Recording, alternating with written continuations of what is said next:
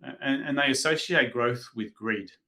And to me, it's the opposite. Growth is an indicator that what you're doing is the right thing. We believe every Australian deserves a right to own at the very least 5 investment properties.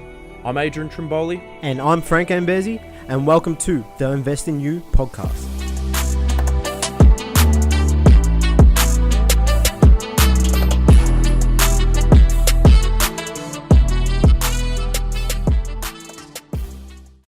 Boom! We're back again. Welcome, ladies and gentlemen, to I think it's our first episode with our first special guest today. Which is exciting times. Very excited for. We have a cracking guest on today, someone who's had a massive impact on our life, our business, every part of our life, really. But as always, before that, let's get into the Mindset Minute. Now, the Mindset Minute is very, very, very related to exactly who the guest is and what he will be discussing. And this, Frank, I think you probably agree, had we not have met Mr. David, probably still would be struggling with this, I think. So here's the quote. The quote is, plans are nothing, planning is everything. Now, you probably would have heard, okay, in the last couple of episodes, or the first couple of episodes, we used to fall into this trap like, 95% of others do, which is they put the plans in place, but there's actually no plan in place, if that makes sense. I want to achieve and get a $10 million property portfolio, but there's no steps to actually planning out the process and what each year you need to be hitting, what quarter you need to be hitting. And David Guest, and he will be touching on it throughout our session, he's massive on this. Him and his company, they are massive on this. And they introduced this to us. They introduced what's called an 8-week plan, which it was the game changer for us. We've very much run our business / our life on the basis of these plans, these sprints, which have clear targets to hit each week, each month, each quarter, each year. And really, that is that's the catalyst for being able to achieve goals, which you will touch on. Exactly. A plan without a goal. Sorry, a goal without a plan is just a dream.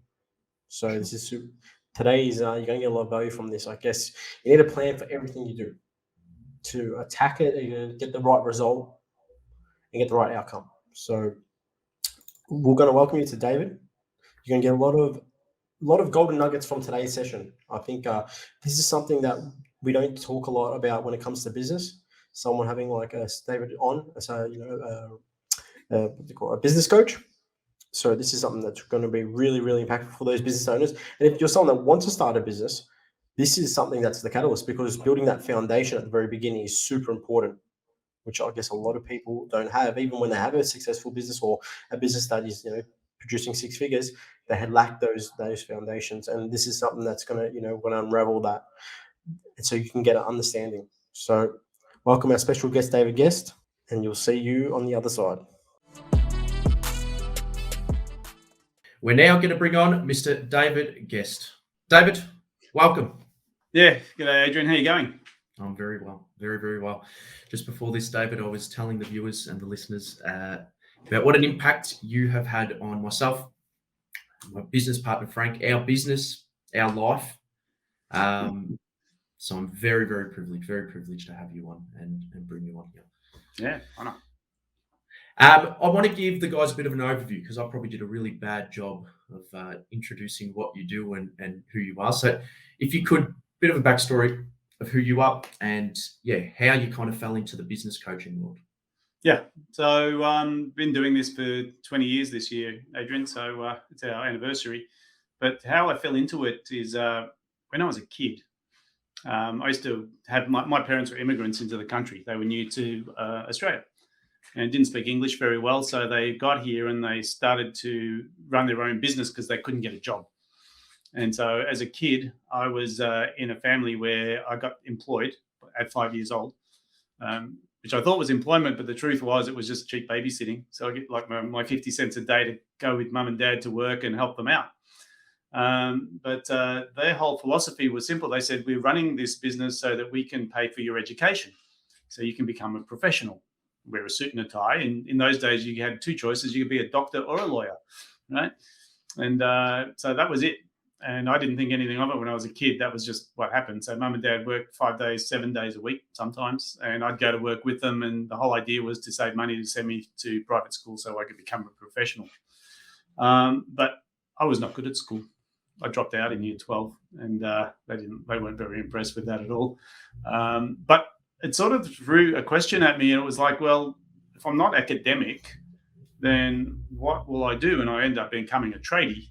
But at the time, there was another question, which was, why do some people run businesses and make lots of money, and why do other people run businesses because they can't get a job? And the truth of the matter is they can be in the same industry, and some people make lots of money and other people will starve to death. And so I started researching and looking around and looking at successful people in business versus the ones that aren't successful. And it's surprising that most people who are successful in business aren't smarter than the ones that are not successful. They just do different things, right?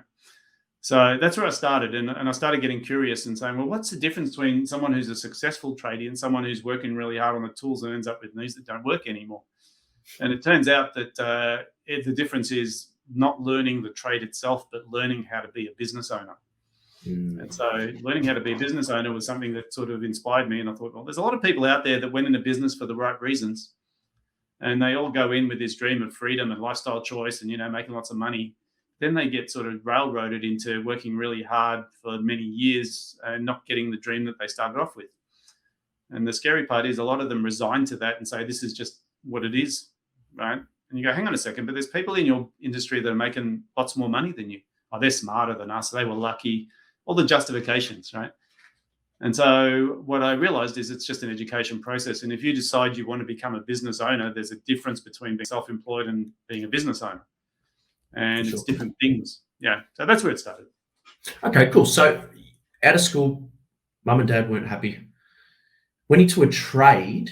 And then from there, how did you, because I know your background. I'm just going to the viewers. You then went from there into what? And then how did that fall into, okay, I actually want to help people build a business? So around age 20, my brother gave me a gift of a book called Think and Grow Rich. And if you haven't read it, you have to read it. But it taught me a lot about, this whole philosophy around thinking successfully. And so being in trade, I used to work at Channel 7, as you're probably aware, for nearly 8 years. That was my first job out of trade school because it was easy and it was reliable and it was safe. But then I started to have children, right? And children are expensive. And so lifestyle choices change. And so I started to think, well, how do I make more money? And after reading Think and Grow Rich, I said, well, it's easy. You just think more successful and you start building your skills and you become worth more money. So I got to a point where I self-taught myself in computers and how to run a computer business. That was my first one. And I read a book called The E-Myth, which is now The E-Myth Revisited, Michael Gerber, which talks about business systems. So I thought, I'll give this a go. It's pretty straightforward. The book tells you what to do, follow the instructions, connect the dots, and you have a successful business. Famous last words, right? So first business fell over. Second business I went into was a supermarket. We had a supermarket which competed with a company, I don't know if they're still around, not quite right. So we used to do sort of deleted lines and just oddments. We had two supermarkets, one in Kensington, which is the north end of town, and we had one in Carnegie, south end of town. Right. Same problem. Ended up working really hard in a business and failed. So we had to close the doors. So I had 2 goes at it, and I thought, oh, geez, this is not all it's sort of chalked up to be, this running a business. Maybe I'm wrong. Maybe it's not about knowing what to do. Maybe you actually have to be lucky. So the first 2 goes at running businesses didn't work, and I was a bit discouraged, but I realized the key element that I was missing was my ability to communicate and sell. So I jumped into a sales job for about 5, nearly 10 years and learning how to sell. And I know this sounds weird, but if you're in business, you need to know how to sell, even if you're not a salesperson, because you're selling your idea, right? You're selling your employees on why they should work for you. You're selling your customers on why they should stay with you. You're selling your suppliers why they should do a better deal for you. So learning to communicate and negotiate became a key skill that I was missing. So I spent the next 10 years really sort of learning everything I could about communicating more effectively, selling more effectively, And that took me from a sales job, which was really low end, like the only person that would ever employ me, to becoming top of my field. And weird things started to happen. People would start to ask, David, you're gifted at sales. I said, I'm not gifted at sales. I learnt it from books and video and audio cassettes in those days. Oh, yeah, but what's your secret? Read this book, watch this video, listen to this audio.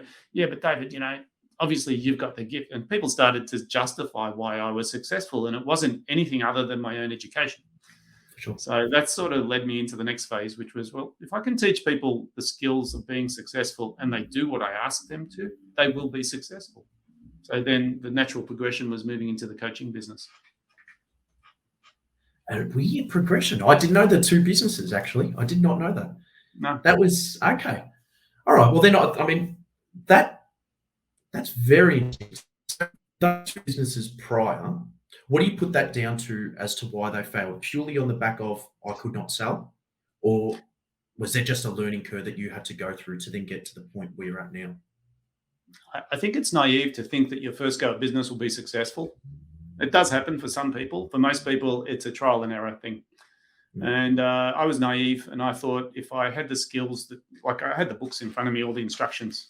Sometimes the instruction manual gives you confidence, but the reality is I didn't fail. I just learned a lot. Okay, and I think that's a big distinction. When people see failure as a disability, like I don't know how to run a business, therefore I can't run a business. That's the biggest error right there, because you learn by making mistakes. Kids learn to walk by falling over. And you don't look at your young kid who's learning to walk and say, you're never going to get it. You might as well give up and just crawl for the rest of your life. We all walk, right? Yep. So the same thing happens in business. It's not failure, it's lessons. And as soon as I realized that it's not failure, it's lessons, then I worked out, well, what's the universe telling me I have to learn next? And the next thing I had to learn was communication skills. And then I went into my next business, and what was the next thing? And what was the next thing? So to me, the beauty of running your own business is it's a mirror that doesn't lie. It tells you exactly how successful you are as a business owner. Now, you can take it one of two ways and say, I'll never get this right. Or you can take it the other way, which is, what am I missing and what do I need to learn next? Or who do I need to bring in next? Yeah, for sure. Absolutely. Now, I don't know what the stats are. You'll probably haven't been able to rail them off your head like that. But the percentage of businesses that get to the end point and either close down or don't even get out of the gates and fail within the first 3 years, massive. And the odds are very much stacked against, those entrepreneurs or those who go out and start the business. I know there's going to be a lot of things that you can rail off and say, oh, that's for this reason, this reason, this reason, but kind of your one or two reasons as to why you believe, seeing so many businesses, why you believe that just people don't get out of that gate or they don't ever actually have what's called a successful business. Yeah. Look, there's two primary reasons. One is they give up too early. So they literally just pull the pin too early. It fails. It's like if you go to the casino with 10 grand in your pocket and you put all your money on black and red comes up. It's the end of your night, right? So they tend to be overconfident and they just throw all their money down one, because there's two sayings, right? Put all your eggs in one basket and watch that basket, or diversify, right? But there's no right answer, right? The right answer is if you're knocked out of the game, you can't play anymore. So I think the biggest first mistake is that people think it's black and white. I'm either successful or I fail. And if I fail, it's over. For me, it's about iteration. So, it's not how many times you fall over, it's how many times you get back up. That's the first rule. Okay. The second thing I think that causes people to not be successful is to be too rigid.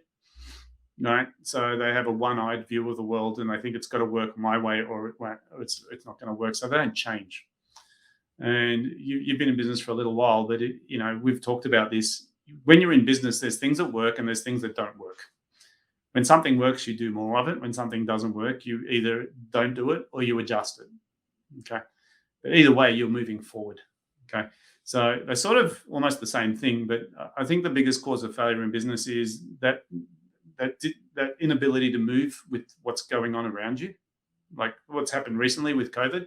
A lot of people just pull the pin too early.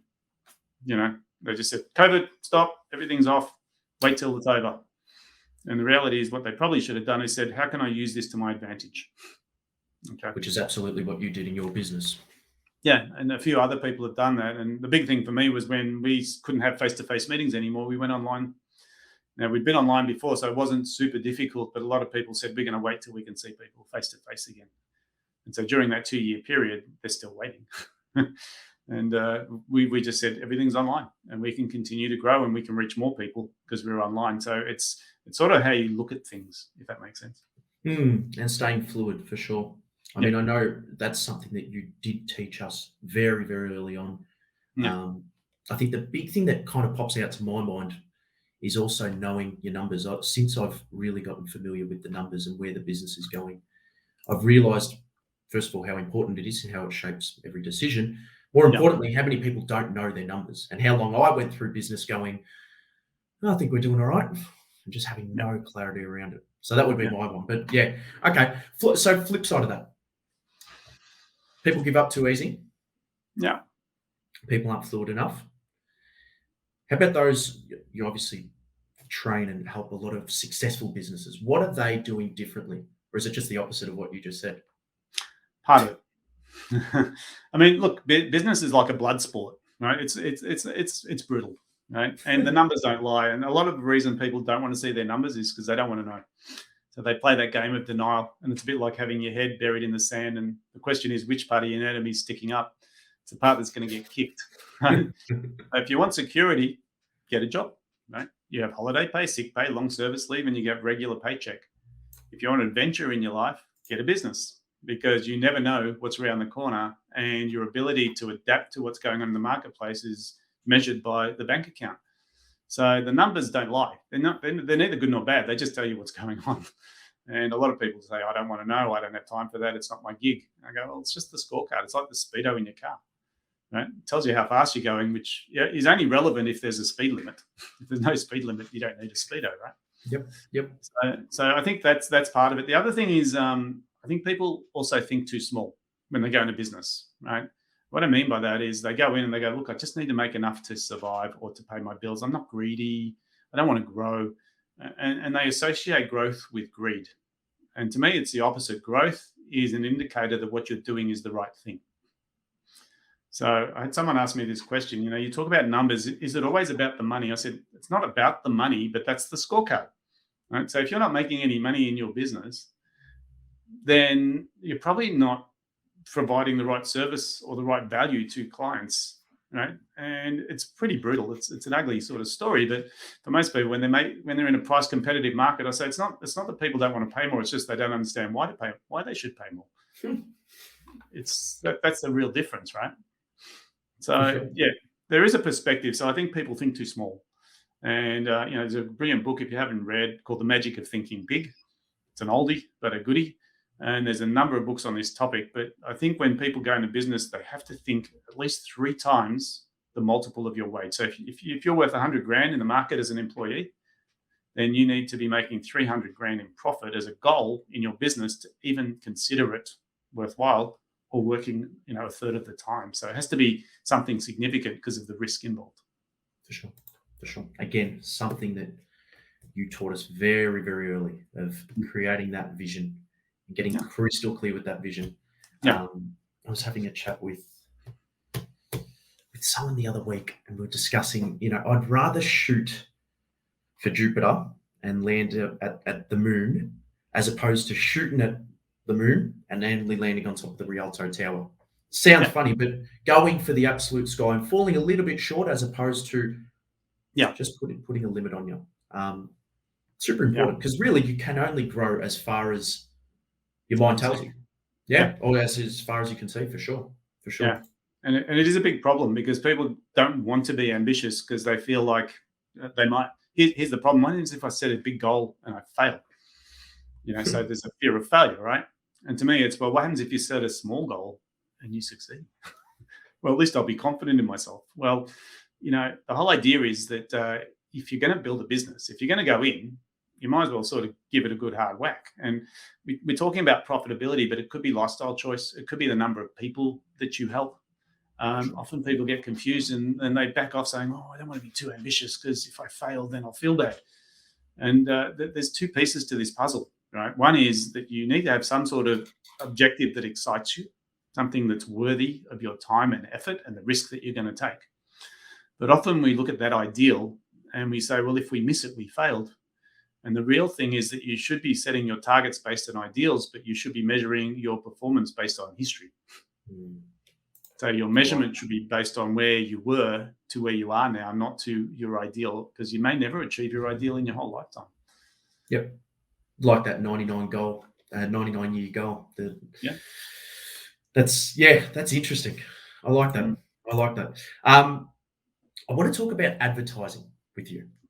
Again, you taught me a lot about this, but I want to talk about the methodology around advertising, whereby, David, you're earning $500,000. You need to spend 10%, 8%, 10% of whatever you're earning and just put it on advertising. Yeah. Stirring you up because I know your thoughts on it, but if you could, because that's what they tell you, especially if you go to university and you study commerce, right? There's a percentage of your revenue that should be attributed to marketing. But I believe that that's a bit of a myth, right? Because the majority of people I talk to in business, I'll ask, what's your marketing budget? And they'll look at me blankly. And they'll either give me one or two answers. I don't have one, or the least amount possible. Or the other answer is actually 8% or whatever the number is, right? And I say, look, there's a bit of a flaw in your method here, right? Because if you look at marketing as an expense, any expense in your business you need to control.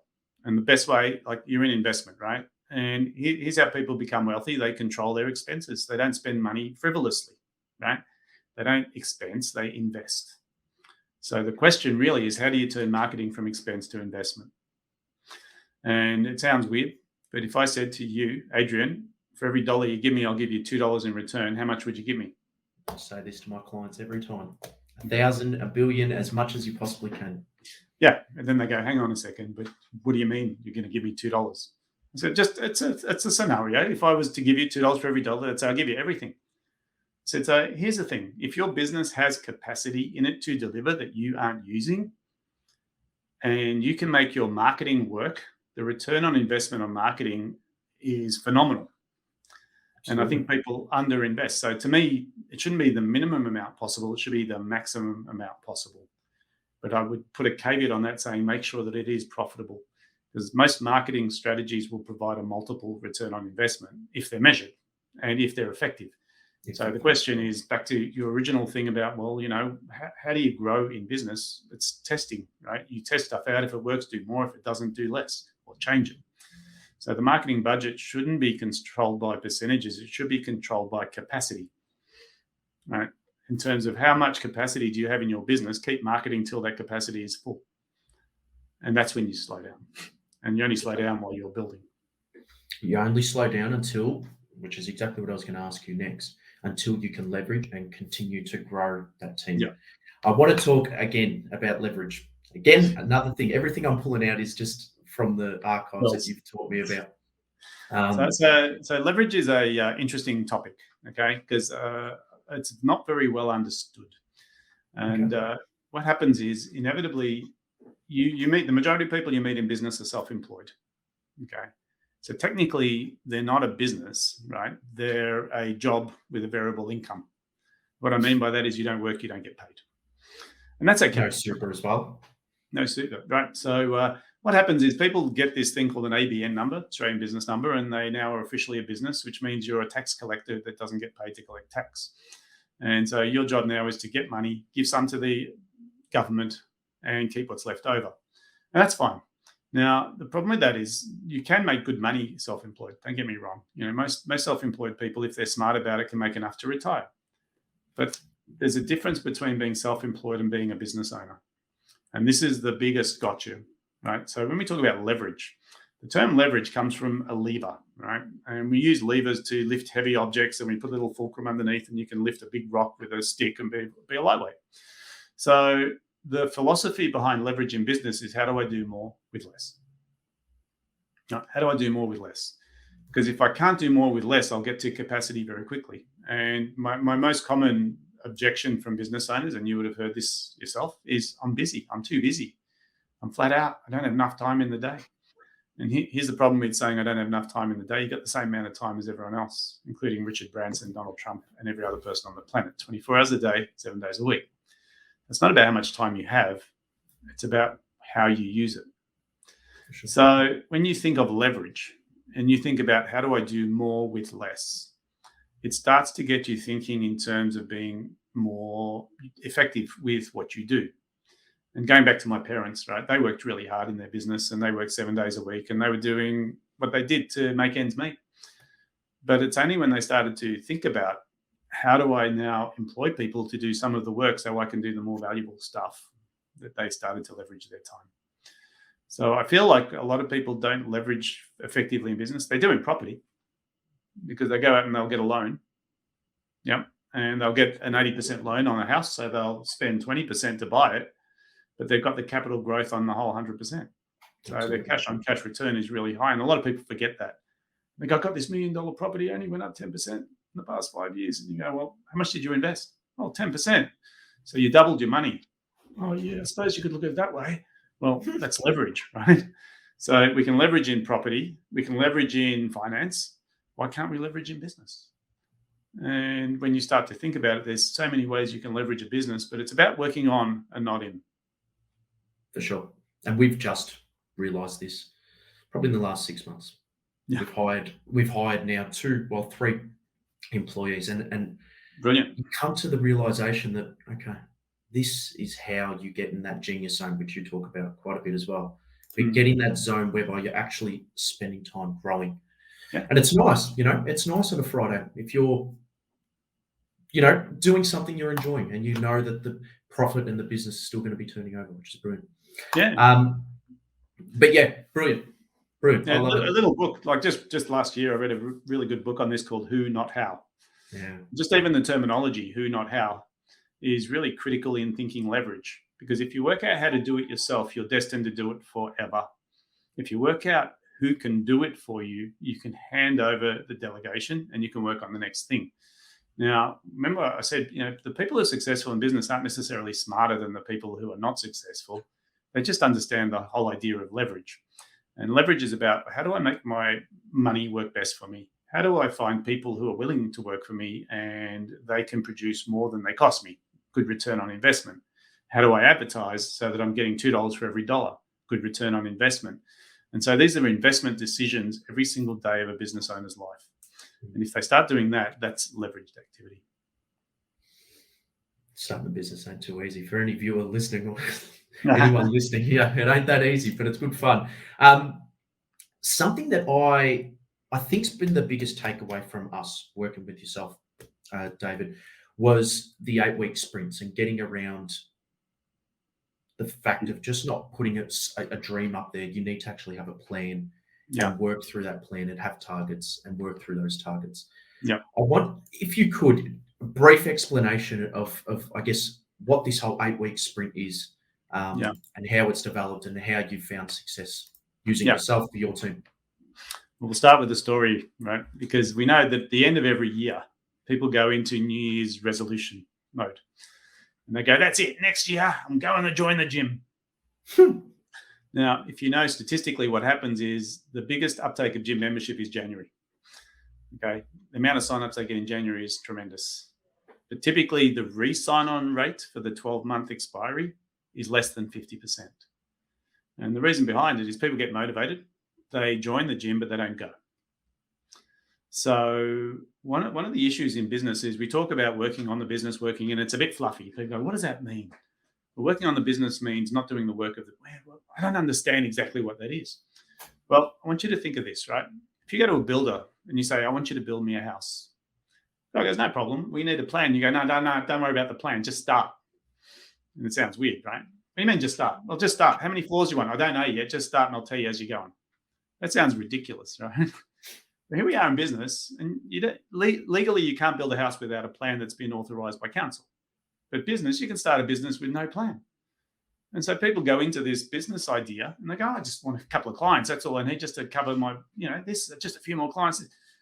What are you building? Don't know. Just need a few more clients. Yeah. Now, a builder has a plan, and when they have a plan, they use it every single day of the week. Before they cut a hole in a wall, they look at the plan. Before they put a this, they look at the plan.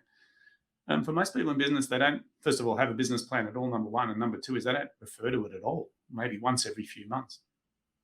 So we learned a couple of things, right? You talk about goal setting and having lofty goals, and it's nice to set a goal. It's like a New Year's resolution. But if you don't work out what you need to do to get there, the chances of achieving that goal become super low, right?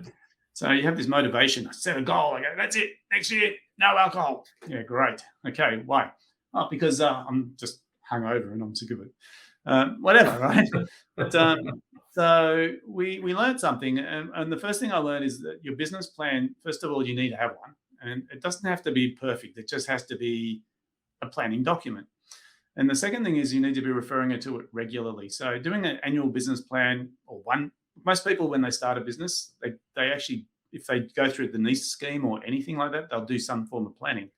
But it's sort of done once and then they just go.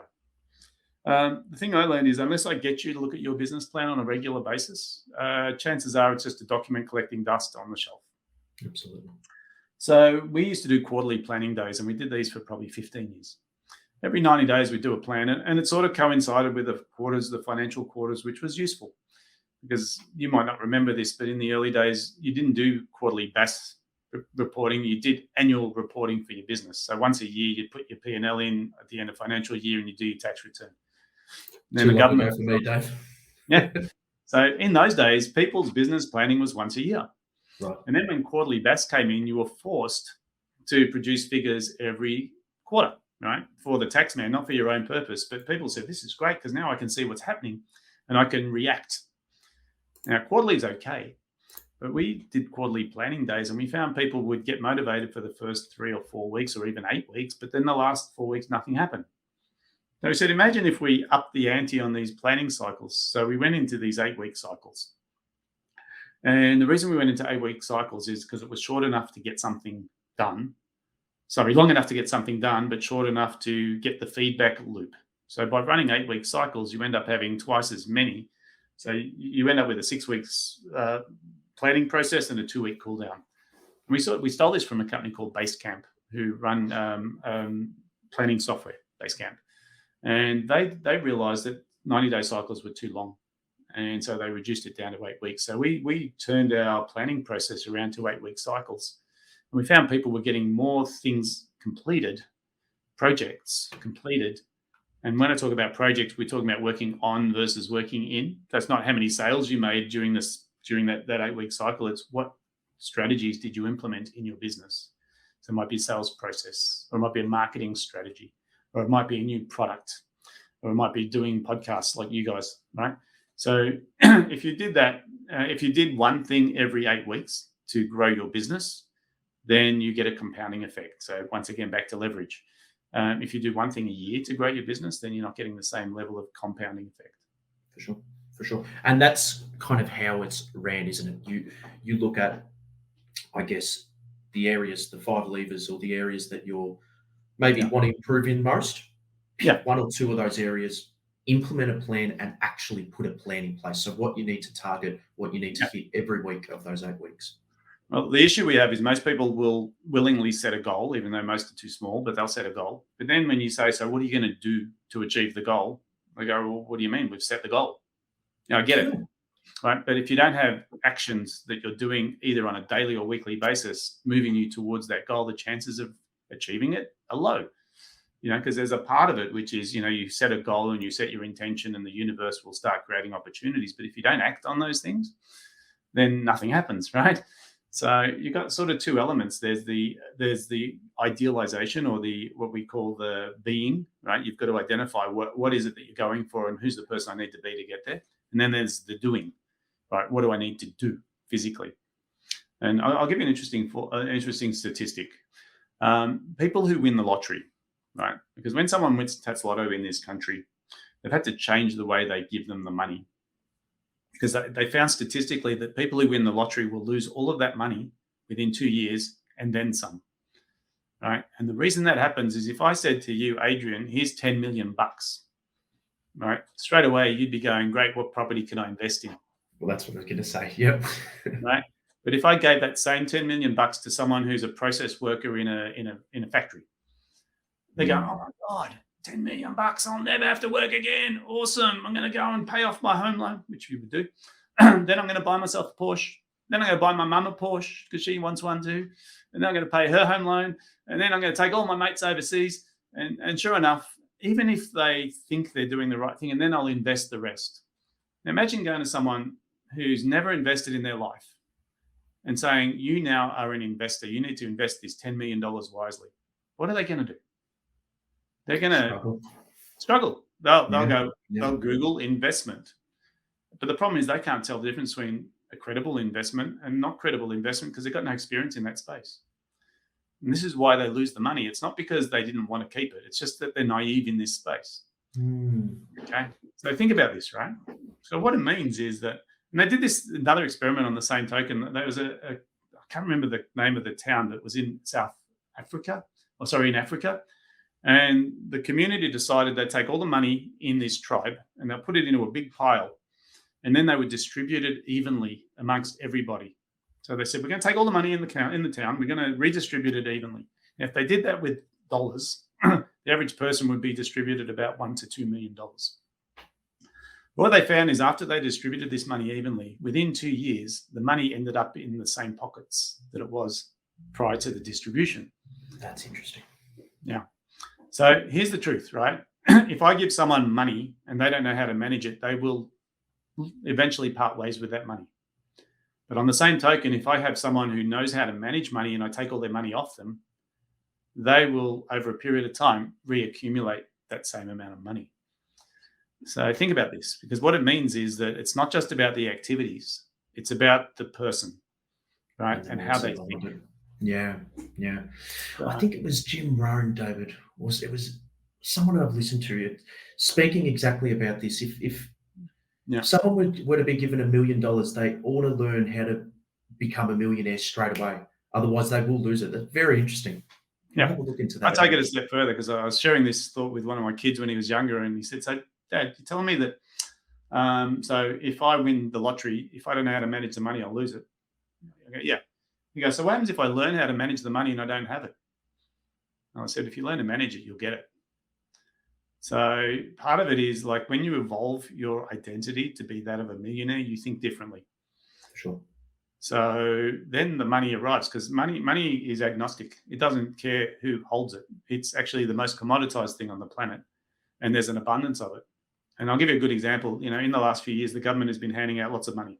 Yeah, they've been printing it and handing it out, and it's all care packages, and that's fine. And at first, I was a bit thrown. I'm going, geez, they're going to cause inflation because they keep printing money, and as they print it, the money that I have devalues. Yeah, which makes sense. Then someone pointed out to me, he said, you know, they're printing that money and they're handing it to people who don't know how to hold it. So guess what they're doing with it? They're spending it. Absolutely. So all you need to be is the person who sells the stuff that they're spending it on, and that money comes straight to you. And it blew my mind. I was like, oh my God. Yeah. And or invested into assets, which are going to fortunately grow if you do hold it. It's a redistribution. So all that's really happening is when the government prints money and they devalue my money, what they're doing is what that little village did, right? They're saying, we'll give all these poor people money because they need it. Then the poor people go, great, I got all this money from the government. I'll go buy a new TV. Or I will go out and do this, or I'll go and they're going to spend it. They're not going to keep it because they don't know how to hold money. That's why they're in that situation in the first place. So it's just a redistribution. And so the people who have been trading through this period are making a lot of money. And you know, the people that are in business that have taken advantage of COVID are making a killing. Absolutely. And it's because they sort of readjusted. They just looked at business differently and said, how do we tap into this cash flow that's occurring, right? And the worst thing you can do during inflation is hold on to cash. So everyone just starts spending it. They go buy property prices go up, you know, so it's good for the economy, but you have to be in the right place to be a receiver. For sure. I like that. David, I know we're cautious time, very busy man. I want to touch in a little bit about your business itself because we haven't really touched on it all too much. Okay. And then we'll wrap it up.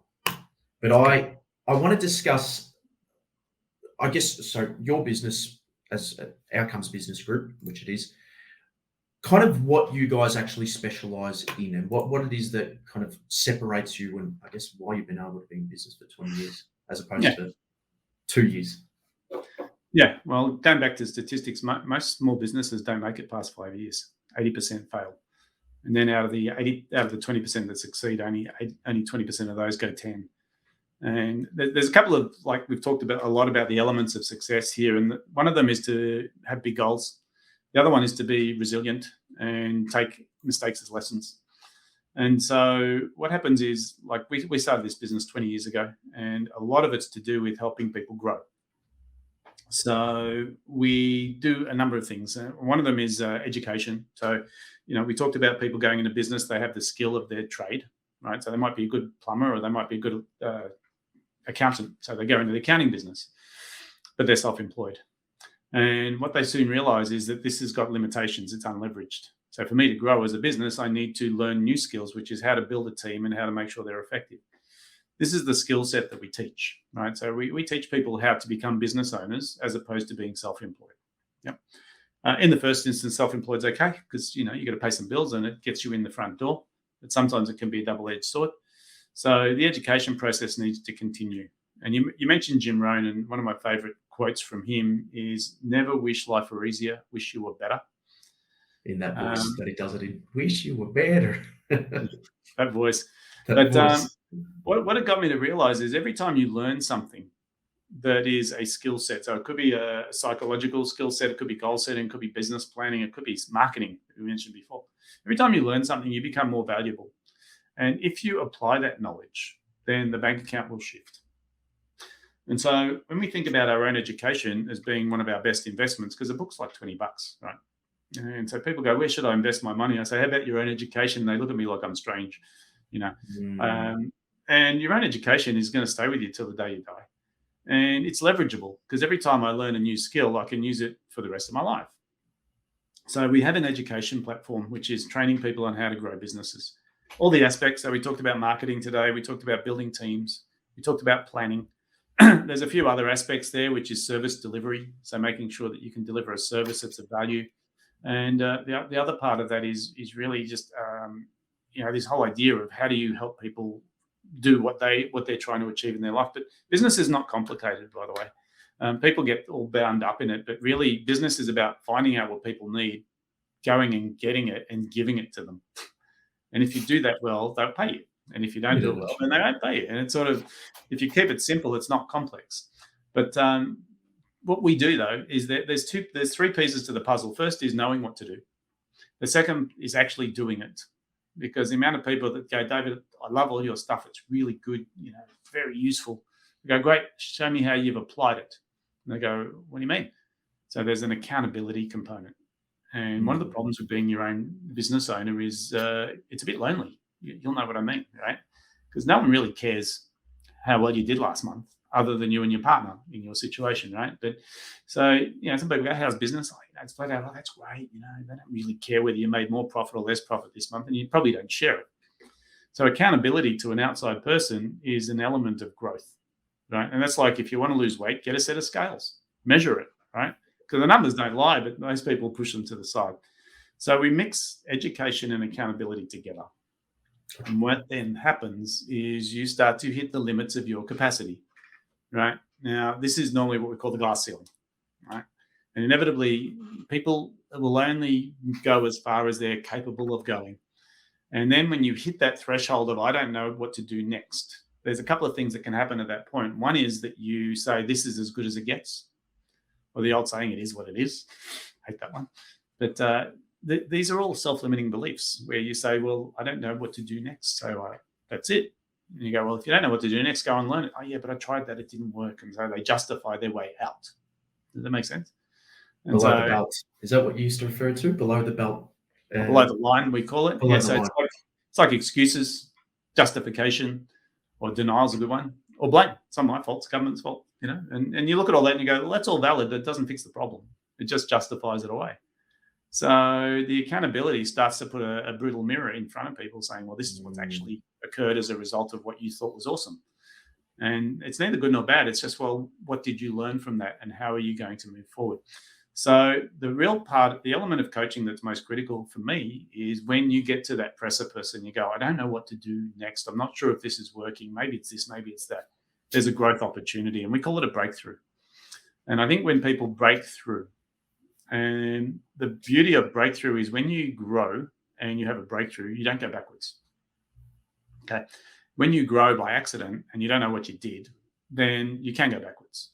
Or if you grew from luck, or if you grew from, being in the right place at the right time, that's all fine. I love those sorts of growth stories. But the truth of the matter is, it's the accountability to doing activities. It's the growth personally, so stretching yourself. And sometimes it can be a bit hard, right? Because people don't like failing. I ask the question, who likes to fail? Everyone goes, oh, no, we know failure is good. You learn from your mistakes. Well, why don't you embrace it? Why don't you try failing every single day? What do you mean? Well, that's the quickest way to grow. If you go to the gym and you want to build muscle mass, the trainers will tell you, do as many reps as you can until you fail. Why? Because that last rep is the one where the growth occurs, right? Interesting. So I think it's that breakthrough that's the key element. So we work with people in business that want to grow, are frustrated where they are. Most of the time, most issues are fixable through system or through strategy or through learning. But then sometimes we have this, the denial, the below the line, as you mentioned, where people are just scared. They're not sure what to do next. They need someone to show them and to hold them accountable so they can have the breakthrough. But the beauty of the breakthroughs is that once you have them, they become pretty much like a non-reversible thing. So once you know how to make $1 million, even if someone takes your $1 million away, you'll just recreate it. Once you know how to become a decamillionaire, so if you're comfortable with $10 million in your bank account, if someone takes it away, you'll just recreate it. If you took Richard Branson and stripped him of his name and put him in a country where no one knows who he is or what he does, it doesn't take long for a guy like that to go back to where he was because it's built into his DNA. Absolutely. So our job is to get people to progress so that they don't go back. And I think just from my own personal, I guess, the biggest thing or what I've taken away the most from being part of your business is just having a soundboard there, just having someone whereby we go, okay, you're in this position, what can I do? Having someone there to just bounce ideas off. Because you're right, it is a lonely place.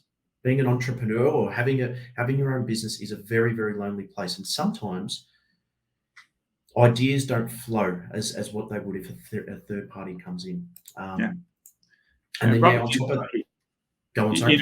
You know Robert Kiyosaki, right? He wrote Rich Dad Poor Dad. Yep. I think one of my favorite quotes of his, I'm not sure if it's in that book, but he said people need to learn to fail faster, right? Because they take too long, right? They make epic mistakes, like they buy the wrong property and they're out of the game for 3 years, right? Yeah. If they made small mistakes, they'd just reiterate quicker and then they'd learn the skills and they'd become stronger. So I think sometimes, people are scared of failure. And even though they say failure is good, they don't embrace it. And if you embrace failure, entrepreneurs need to learn to fail, right? Because when you fail, you learn. And as long as you're learning, you're moving. And that's how you grow. For sure. Something we implemented, probably on the back of what you said, actually, one of your Tuesday events, was every single week we sit down with the team. What am I going to fail at this week? And just getting comfortable with that notion of what am I going to fail at this week? Because you're right. If you haven't got the metrics in place to work out whether you're even failing or succeeding, that's a problem in itself. But not actually failing quick enough is a massive problem, which, very important. So where to next? Where to next for outcomes? You guys have been around, you've been around for 20 years. Yeah. What legacy do you want to leave? What's the end goal? The time of the year now is we're doing our replanning for next year. And for us, like someone asked me the question, why do you do all this? Why? And so I'll give you a short answer and then I'll give you a longer one. The short answer is I get frustrated when I watch people who've got potential in business get stuck, right? Because when a small business owner grows, I don't think they realize the impact they have on their community, on their family, and on the whole of the economy. Because big businesses are not as resilient as they used to be. We came from an industrial age. And in those days, everyone used to go to work for big organizations and you'd have a 40-year, gold watch retirement. That's gone, right? We're in an entrepreneurial era, which means small businesses have to be dynamic, right? And what they do is they create employment for the community. They create, wealth for the person who's running it and the family and the employees of that. Then they also impact an environment. So we see a lot of companies now that their impact is huge. It's global. And, if COVID did one thing for us, it allowed us to go global very easily, because we can now jump online and do things like this without actually leaving the comfort of our own offices. So where people were thinking small about, I want to be the best plumber in Melbourne, or in Collingwood, or whatever it might be, we can now spread our wings a lot further. So for me, we're starting to reach into global markets. We're starting to work out what our niche is. And we're really sort of tuning in on this transition, because for me, the biggest bugbear is that self-employed person who thinks they're running a business when they're probably running the riskiest thing on the planet, which is a self-employed job, which means you don't work, you don't get paid. And so that idea of going into business is awesome, right? But then going from deciding I'm going to be a business person to actually building a business that has team members in it, that has resilience, there's a chasm in between. And some people will justify it away going, I don't want to build a team. It's too hard. It's too stressful. Now, what's stressful is when you can't work and therefore you don't get paid. So we really are tuning in on how do we help people who want to grow their businesses but are really hamstrung by either self-limiting beliefs or just not knowing what to do next. And that's the thing that keeps driving you, just being able to help these people who are in this position of self-employed, essentially. Well, if that's what you want, that's awesome, right? If that's what you want. But if you've got ambitions, because here's what happens, right? I don't know, you'll have young kids one day. Any kids yet? None on the way. No, not that I know of. When one of my sons was like 5 years old, I remember he came up to me and he said, what do you want to be, son? He goes, Dad, I want to be an inventor. I said, oh, yeah. What sort of things would you invent? He goes, I want to invent a pen that when you push the button, it turns into a car. And that you don't have to worry about. It's a brilliant invention, because you don't have to worry about parking. Now, when someone's 5 years old, you don't say that'd be ridiculous, right? That's impossible. You say that's awesome. And why would you do that? And that way you don't have to worry about parking, Dad, because you push the button, you jump in your car, you drive to work, you push the button and put it in your pocket. Now, the reason I'm telling you that story is because when someone's young, they're highly creative and they have no inhibitions on what they believe is possible. And then all of a sudden, as we get older, as we get older, we get educated that this is reality and this is your dreams, and we start bringing people's dreams down to reality. So we actually take away that entrepreneurial spirit and that creativity. Now, you think about it, and you think about all of the successful businesses on the planet, and we talk about Steve Jobs and Bill Gates and Mr. Amazon. Can't think of his name off the top of my head. Jeff Bezos. All these guys, they come up with these dreams that sound ridiculous when they say them. They sound ridiculous. Everyone goes, "Oh my God, he's a dreamer. There's no way that's ever going to happen," And then the dream becomes a reality, and we go, "Oh my God, he was lucky. He was in the right place at the right time, or he's a really smart guy." And all it really was is that he didn't relent his dream. They didn't relent their dream. They stuck with their dream, and they just pushed through. And they said to society, "You're wrong. I believe this is possible, and I'm going to push until it happens." And when it happens, people go, "Oh my God, he's super successful." Now, to me, when we take that dream away from a child by saying, "You better don't get your hopes up," that's not reality. We're killing the inspiration that grows mankind. Because if we don't have that, then what happens is we flatline and we get told, just live a life of, don't get your hopes up, and, just earn a reasonable income and, make sure you look after your family. It doesn't inspire me. If that's not a bit of wisdom to cap this session off, then I don't know what is. I've learned a hell of a lot more than what I thought I knew about you, David, in this session. That's brilliant. Look, I appreciate you asking the questions, because I don't often get to talk about it in detail.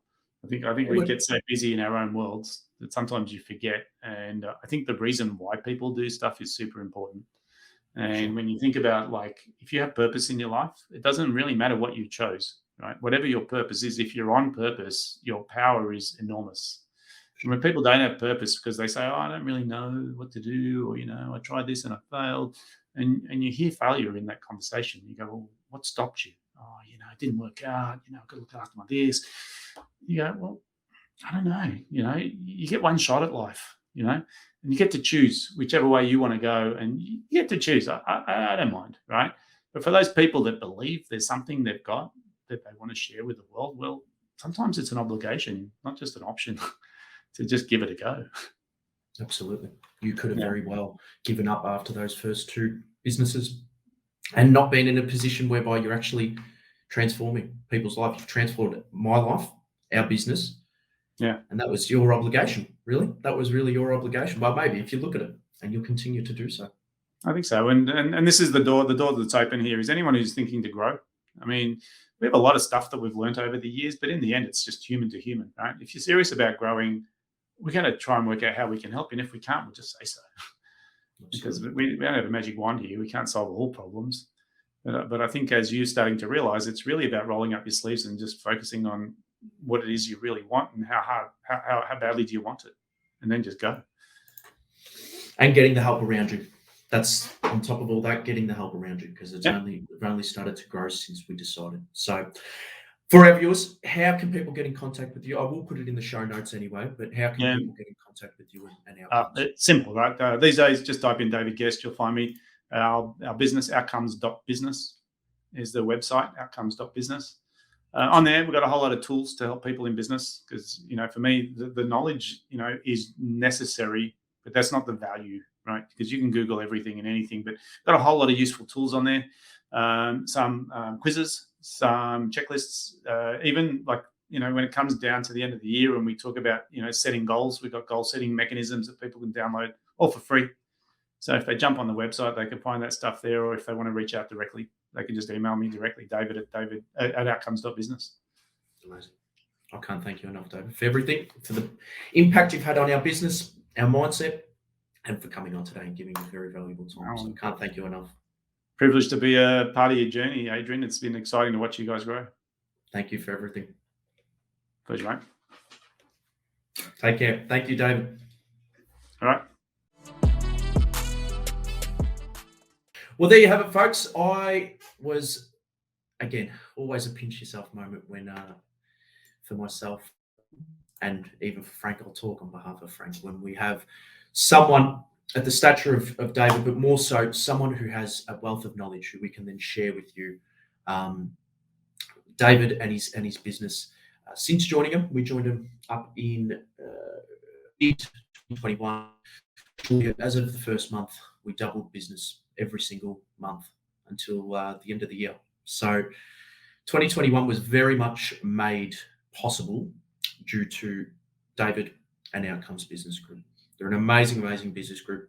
Not that this is a plug, but I mean, any business group, on their goal. So, we touched on a range of things today. I think the big takeaway though is just that mentality with money and the fact that there is an abundance of it in the world, but also on a bunch of other things, planning, leverage, why he got into business and his associations with failing. So there was really a range of topics that we did talk about. We did go deep. We did take about an hour, but always good fun. So thank you so much for sticking by. Make sure you tune into our next session and make sure you hit that subscribe button. Take care. Bye.